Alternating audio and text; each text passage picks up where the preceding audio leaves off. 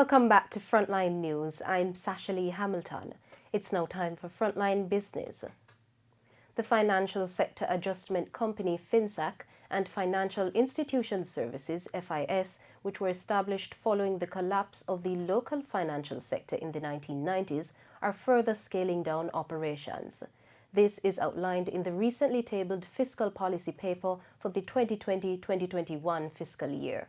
The document states that FinSAC will continue to operate with a smaller staff. It will focus on the disposal of remaining assets, including shares in Siboney Group and dissolved companies, as well as deregistration of other entities. There are also two significant litigation matters involving the former Eagle Financial Network, for which an appeal date is being awaited from the Privy Council. Over at the FIS, the remaining matters to be pursued are the transfer of two unsold properties to the Commissioner of Lands, finalizing the audit of Jamaica Grand Limited, and liquidating the company. Salada Foods Jamaica is considering a stock split. The company has informed the Jamaica Stock Exchange that the matter will be discussed by its board of directors next month. The directors are scheduled to meet on March 19. CARICOM's outgoing chairman Alan Chastanet is demanding that most of the funds from the proposed carbon tax go to countries in the Caribbean. He was speaking at the just concluded CARICOM Heads of Government intersessional meeting in Barbados. While I agree that would be a truer representation of the cost of carbon, the question is, who should the revenue go to? While the emissions occur at the point of production, the impact is felt globally. We must, as a region, look to establish and advocate for environmental justice so that offenders are appropriately and effectively sanctioned, and we who are at the end of it are compensated.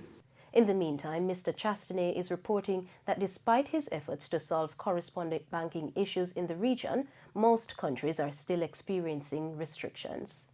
Our own information indicates that up to the middle of 2018, 25% of the 50 banks operating across CARICOM had reported termination of correspondent bank services, while 75% reported they were facing certain correspondent banking restrictions. Other negative consequences have been an increase in operational cost, an extension in the processing time for international payments, as well as increased difficulty in account opening or securing bank services. In Thursday's trading session, the JSE Combined Index declined by 944 points to close at under 500,000 units. Overall market activity resulted from trading in 79 stocks, of which 35 advanced, 33 declined, and 11 traded firm.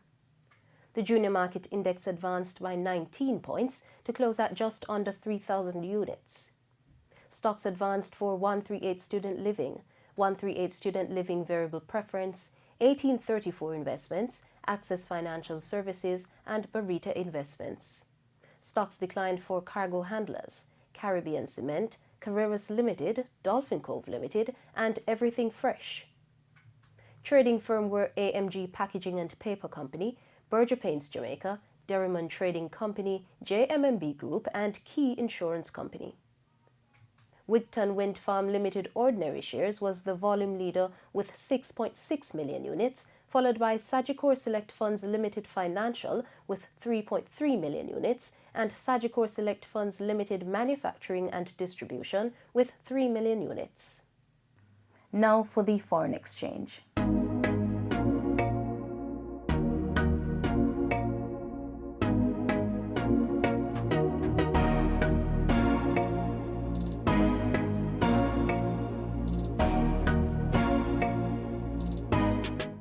Oil prices rose further on Thursday after a U.S. report showed a draw in gasoline inventories and a much smaller than expected rise in crude stocks. Brent crude was up 76 cents to settle at $59.88 a barrel.